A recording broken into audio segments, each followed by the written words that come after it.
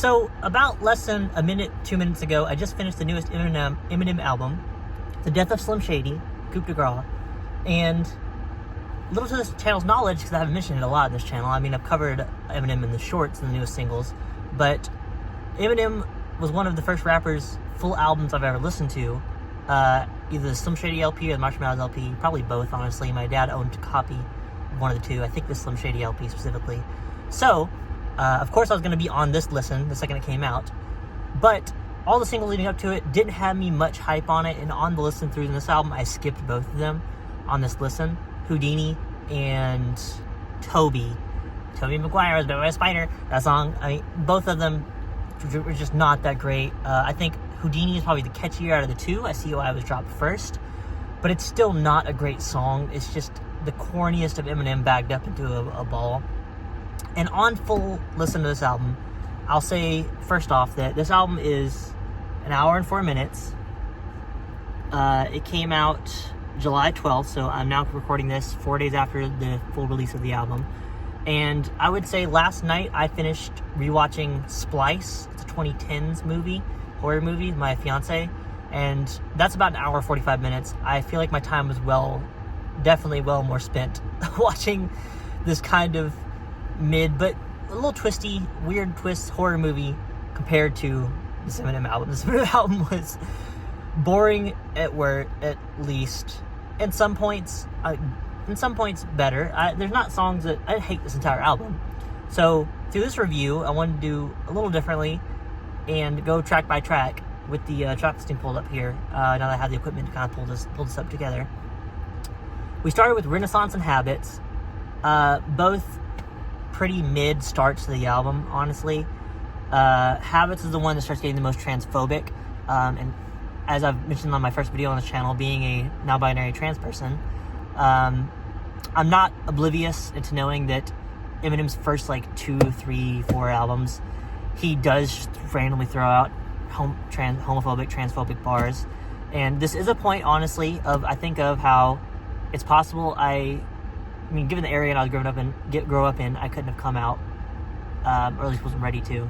But I think people like him in a public persona do prevent people from coming out either as gay or trans or however they like to identify, because of the public pressure about you meet people in your day-to-day life and they're like, oh, they talk like this, they make points like this, like, oh, you'll never be a man, things like that. About the Bruce Jenner, Caitlyn Jenner talk on this album comes at multiple points. He really likes focusing on Caitlyn Jenner. And there are big points like this where it's like, even though Caitlyn Jenner isn't a saint in the trans community especially, or as a woman, there's still part of the considered in the Kardashian lexicon of people who are problematic public figures. To some people, that's the only trans exposure they have for years. So looking to something like that can give them hope, but hearing people talk down on the trans or queer community can also put people further back in the closet because they're scared of coming out. They're scared of the backlash. They're scared of the hate they receive. And honestly, any song on this album that did have oblivious queer trans hate, I just immediately skipped the track the second line that happened, because I already get enough hate like that from my government. I don't need it from Eminem. I don't need it for my entertainment. So that did put multiple skips on this album for me, which is fine. I kind of expected that going into this project. So I listened to all of Renaissance. I skipped Habits. I listened to all of Trouble because it was a skit. It's like a 40-50 second skit.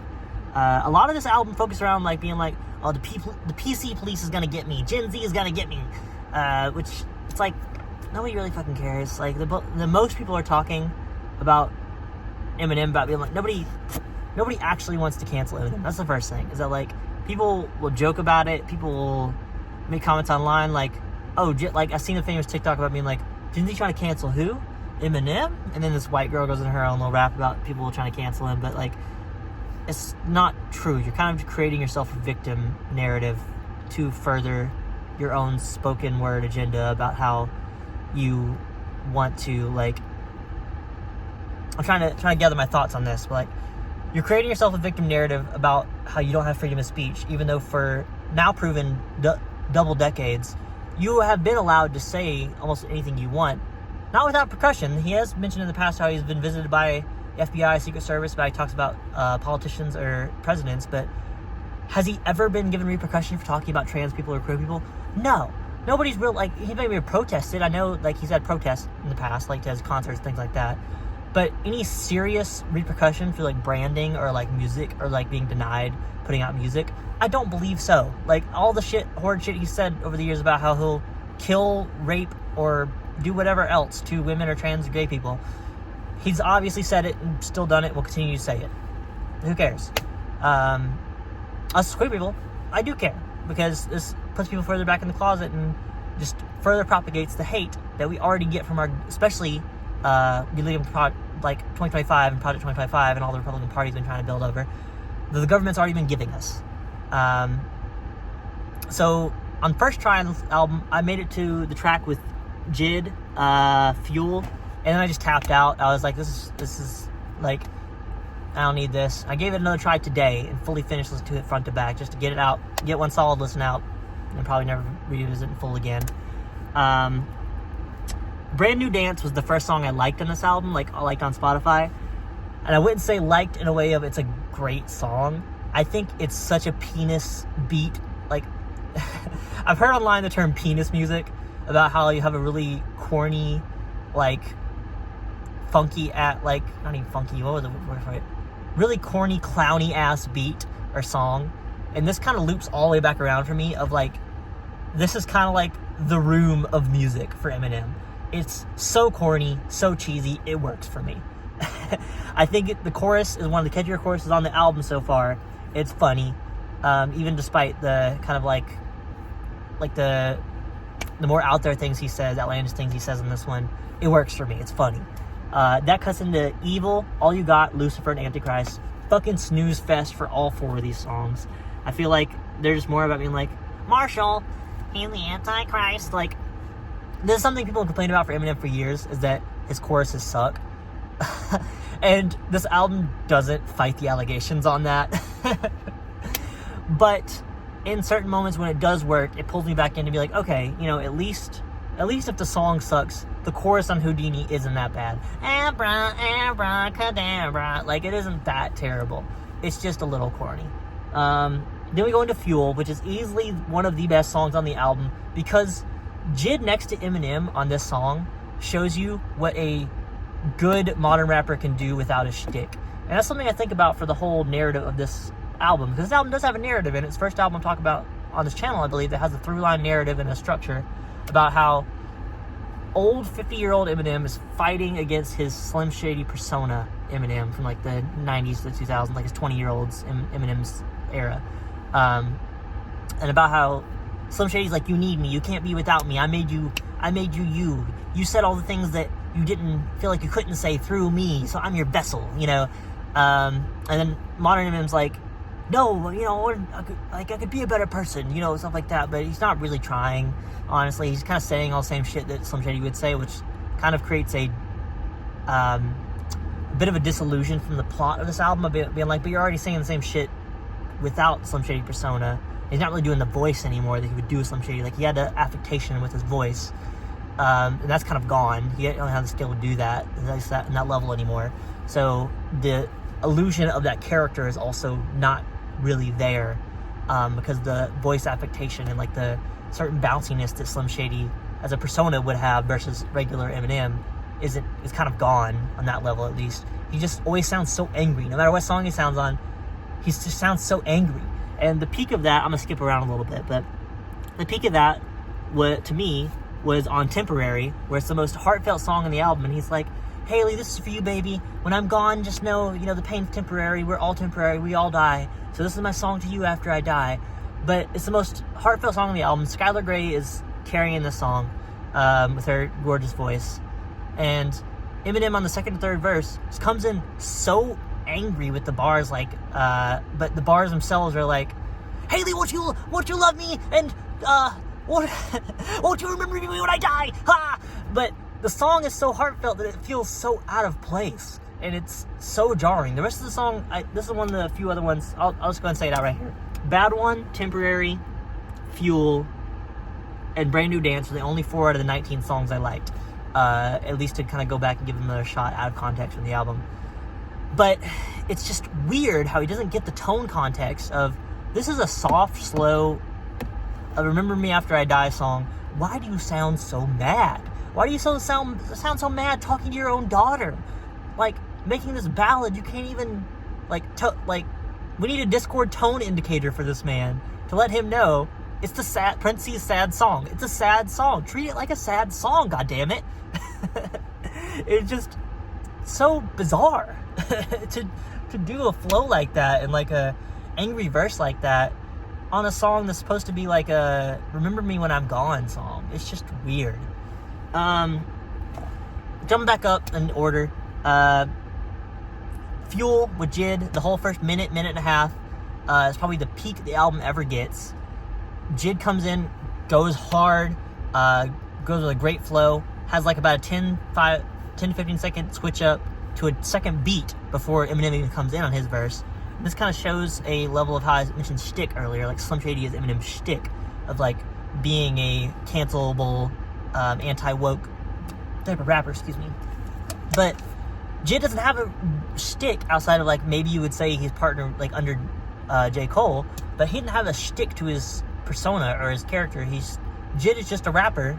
I guess J.I.D. Jid, if you didn't know what I'm talking about, signed under J. Cole. He doesn't really have to stick to his character or his rapper persona or anything, but he just flows fucking nice. He's a great rapper. He didn't have to say out there outlandish shit outside of like maybe on DiCaprio 2 he had a line about being like she had a abortion and a pussy in a haunted house. That's like one of the most out there things out of all his music I think of I've heard by him, and even that's a little Eminem corny, at least on the levels of shit he would say. But otherwise, yeah, he just kind of comes in and shows in like a minute and a half how much better than Eminem he is. Side by side, listen to the song and tell me that Jid just isn't a more comparable rapper without having to make a shtick to carry him.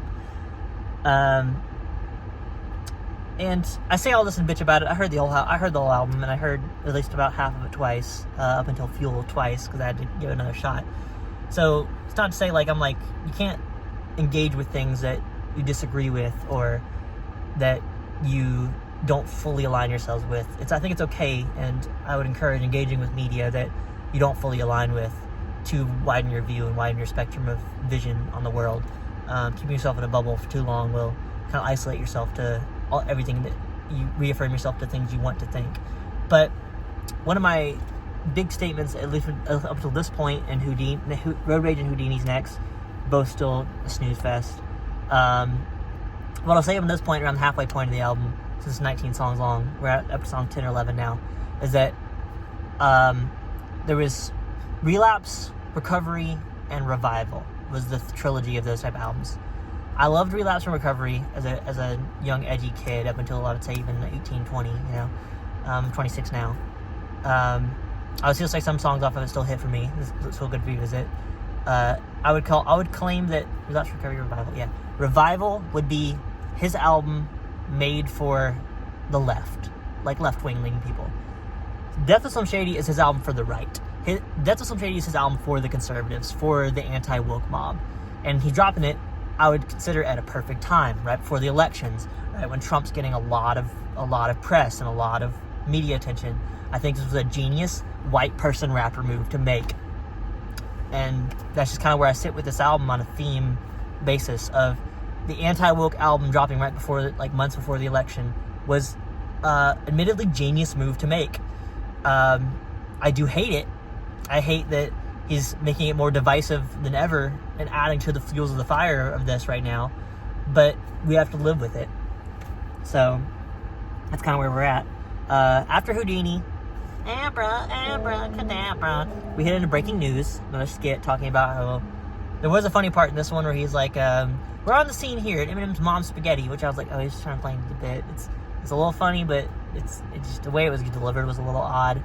But breaking news, the skit kind of leads us back into the plot about how he's like, we're at home, and surprisingly, in a surprise move, Eminem's trying to cancel himself. That's what this whole skit's about. Which leads us into Guilty Conscience 2. Not nearly as good as the first one. This one's all about him, a song fully about how he's talking to his Slim Shady persona, and they're going back and forth, and the outcome being like if I kill myself, I kill some Shady, so it's 2 for 1. Bam! That's kind of the ending of the song. We're going to Head Honcho, which is another highlight of the album for me, at least. It's one of the first times in a while that I really perked my ears up to this feature, Easy Mill, who I might go seek out and listen to him. He seemed pretty good. Yeah, this is kind of the part of the album where I kind of start tuning, my ass starts tuning out. I wish I could not say that, but it's just, it got, like, I perked a little bit back up at the beginning of that song at Temporary and Bad One. I really like the chorus, and most of the subject matter of Bad One wasn't so outlandish and out there that I didn't find it revisitable. I could listen to that one again. I think the chorus was pretty good. Whoever this character was, White Gold, I kind of liked him. He puts up on the album twice, and I like both his parts. Tommy McGuire was bit by a spider. Me, I'm the goat. That song comes up next. I still have no point to me on this song where Babytron is. I don't know where he is. Guess Who's Back? The skit with it was an old homophobic character he had on some older albums about I don't remember his name. Ken Kniff. Ken Kniff was a character he created as like a parody of a gay character, just making homophobic jokes about being like, abracadabra, reach around and grab ya. It kind of throws him on his album scatteredly as like a bit, as a skit to joke around, I guess. And then the final song on this album, Somebody Save Me, with Jelly Roll. And this last song cemented to me why I say this is Eminem's album for the conservatives. Conservatives and right-wing people fucking love Jelly Roll right now. So sticking him on the last song as your singing feature to be like, somebody save me, and we go out on like this ballad-like song again. Admittedly a little less aggressive, so the tone indicator fits better here. But to go out on a song where Jelly Roll's like your main other focus outside of Eminem, very few scatteredly on the song, outside of like maybe 2 verses, shows me that I'm like, oh, he's really playing into this conservative right-wing audience. As much as he say he doesn't want to, because there's 2 points in this album where he mentions Candace Owens getting fired off the Daily Wire, not specifically saying this, but referencing her getting fired off the Daily Wire because of her anti-Jew comments, and about just all her public comments about being basically so outlandish and so vocally anti-Semitic and at points racist, that he's like, I'm not even going to say things about Eminem. At one point has a line about it. He's like, I'm not even going to joke about how she's so racist she forgot she's black, or things like that, which I did get a chuckle on me. I'm like, I agree, fucking Candace Owens, but like, it's too little too late. Like, it feels like, honestly, the type of middle ground joke where a conservative or right-wing person would still laugh at this as well, because they have so much other shit in this album to feed to them, that when they hear something like this, they're like, oh, I know the lore about why she got fired and stuff like that. Like, haha, hey, yeah, I like it. I'm glad Daily Wire outed her, because, you know, that's my people, and I don't want to go against my people, so, you know, like, we need to have a steady balance of how much racism or homophobia or transphobia we show in my channels. They can't have too much, otherwise, you know, that and this is where I hated for this video to go to, but it's got to. It's a politically charged album. This is going to be a politically charged video. Is that conservatives and right-wing people don't want to say the quiet part out loud. They don't want to say, I want to kill trans people, I want to kill gay people, I want to kill black people. They like to be quiet about it and dog whistle to it. So when you see people out in public that wear the don't tread on me hats or flags and things like that, or you see these Blue Lives Matter flags and things like that, like, that's the quiet part. That's the dog whistle to let each other know that, hey, you know, like, I see you, we're both here, and we both understand and want the same things. If anything breaks out here, and a gay or trans person walks into this establishment, we agree, you know. And as someone who lives pretty openly queer in the city, like, there is a lot of the observation of walking in a business or walking in a place, and you see the quiet part kind of being spoken, either under whispers or like just eye contact, being like, this person's the odd one out here. If they continue doing like, or acting too flamboyant or too much out there, we're gonna say something. And I hated for this video to kind of pivot into this because, like, out of Houdini and Toby, I figured this would be just a normal, boring, kind of edgy Slim Shady album. But that's kind of what we got. So, you know, remember to like, comment, subscribe. I'll see y'all soon with another review.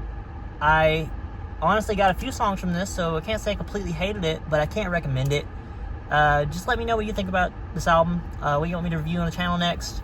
I'll be coming with a Charlie XCX video soon. I can't find a vinyl copy of Brad. That's the only thing holding me up right now. So once it gets repressed, once I have that, I will add that onto the finality of the video as an unboxing with the video. So I'll see y'all soon. Bye.